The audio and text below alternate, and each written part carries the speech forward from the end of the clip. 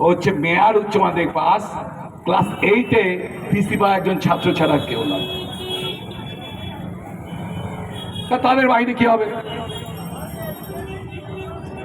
দেখুন, ভাইপো বাহিনী আর ববির বাহিনী, এলাকার যত স্কুল টিচার, ডাক্তার, সমস্ত ভালো ভালো লোককে দিয়ে আমি সংগঠন সাজিয়েছিলাম। দেখুন, আপনি অশিক্ষিত হতে পারেন, আপনি ভ্যানওয়ালা, রিক্সাওয়ালা, গরিব, বাবা গরিব ছেলে পড়াশোনা না করতে পারেন, আপনিও চাইবেন যে আপনার বাড়ির ঘরের ছেলেটা সব থেকে পাড়ার ভালো টিউটারের কাছে যাতে পড়ে, কি ঠিক না? চাইবেন তো? ডাকা তো চায় যে তার ছেলে যেন ডাক্তার হয়, কখনো যেন আমার মতো ক্রিমিনাল না। আর আপনার ভাইপো কি করলো?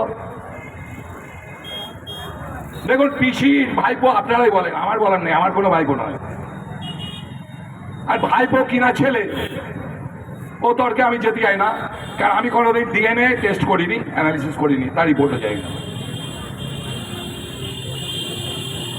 তাই ভাইপো কি ছিল সব আপনাদের ব্যাপার, আমার নয়। পিসির ভাইপো না ছেলে। কিন্তু আমি যেটা বলছি যে ভাইপো বাহিনী ক্রিমিনাল দিয়ে রাজত্ব চালাচ্ছে। আর আমার কনসেপ্ট কি ছিল? একটা ক্লাস 8-এ ফেল করা বিতাড়িত ছাত্রের কনসেপ্ট, পাশাপাশি 4টে মাস্টার ডিগ্রি হোল্ডার, তার কনসেপ্ট। ভালো ভালো ছেলে নিয়ে সাজিয়ে এলাকাটাকে সাজাও। যারা সেই সমস্ত নিরীহ, সেসব সজ্জন ব্যক্তি তৃণমূলের,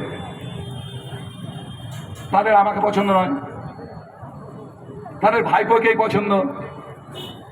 একবারও ভাবলো না যে আমার গ্র্যাজুয়েট পাস ছেলেটা চাকরি না পেয়ে অটো চালাবে।